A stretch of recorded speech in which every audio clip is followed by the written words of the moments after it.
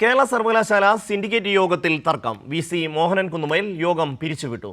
രജിസ്ട്രാറുടെ നിയമനം തടഞ്ഞതിനെതിരെ ഇടത് അംഗങ്ങൾ എതിർത്തതിനാലാണ് വി.സിയുടെ നീക്കം. ഷീജ ചേരുന്നു. ഷീജ, വിശദാംശങ്ങൾ. തീർച്ചയായും ഇന്ന് നിർണായകമായിട്ടുള്ള സിൻഡിക്കേറ്റ് യോഗമാണ് കേരള സർവകലാശാലയിൽ നടന്നിട്ടുണ്ടായിരുന്നത്. കേരള സർവകലാശാല സിൻഡിക്കേറ്റ് യോഗത്തിൽ നിരവധി വിഷയങ്ങൾ ഇതിനു മുന്നിലേക്ക് സിൻഡിക്കേറ്റിന്റെ പരിഗണനയിലേക്ക് വരാനിരിക്കുകയായിരുന്നു. പ്രത്യേകിച്ചും കഴിഞ്ഞ ദിവസമാണ് രജിസ്ട്രാർ നിയമനവുമായി ബന്ധപ്പെട്ടുള്ള വിഷയത്തിൽ വി.സി. മോഹനൻ കുന്നുമേൽ വലിയ തോതിലുള്ള ഒരു തിരിച്ചടി ഹൈക്കോടതിയിൽ നേരിട്ടിട്ടുണ്ടായിരുന്നത്.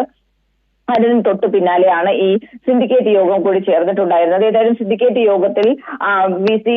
മോഹനൻ കുന്നുമ്മലിന് യോഗത്തിൽ നിന്ന് ഇറങ്ങിപ്പോകുന്ന ഒരു സാഹചര്യമാണ് ഇപ്പോൾ ഉണ്ടായിരിക്കുന്നത്. അതായത് ഈ സിൻഡിക്കേറ്റ് യോഗത്തിന്റെ അജണ്ടയിലേക്ക് കടക്കാൻ സിൻഡിക്കേറ്റ് യോഗത്തിന് കഴിഞ്ഞിരുന്നില്ല എന്നുള്ളതാണ്. രജിസ്ട്രാറുടെ നിയമനവുമായി ബന്ധപ്പെട്ടുള്ള വിഷയത്തിൽ വി.സിയുടെ നിലപാടിനെ ശക്തമായ രീതിയിൽ തന്നെ ഇടത് സിൻഡിക്കേറ്റ് അംഗങ്ങൾ എതിർക്കുകയും ചെയ്തു. ഇതേ തുടർന്ന് മറ്റ് അജണ്ടയിലേക്ക് ഒന്നും കടക്കാതെ ഈ വിഷയത്തിലുള്ള തർക്കം തന്നെ ഏറെ നേരം നീണ്ടുനിന്ന ഒരു സാഹചര്യമാണ് ഉണ്ടായത്.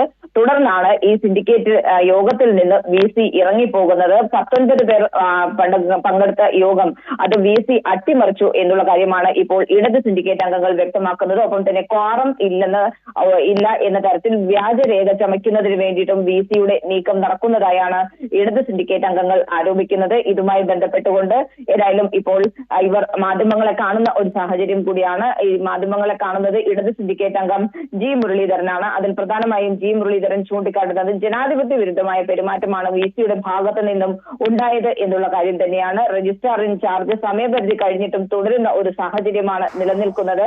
സർവകലാശാലയുടെ നിയമത്തെ ആകെ വെല്ലുവിളിക്കുന്ന ഒരു സമീപനമാണ് വി.സി. സ്വീകരിക്കുന്നത് എന്നുള്ള കാര്യം തന്നെയാണ് ഇവർ ചൂണ്ടിക്കാട്ടുന്നത്.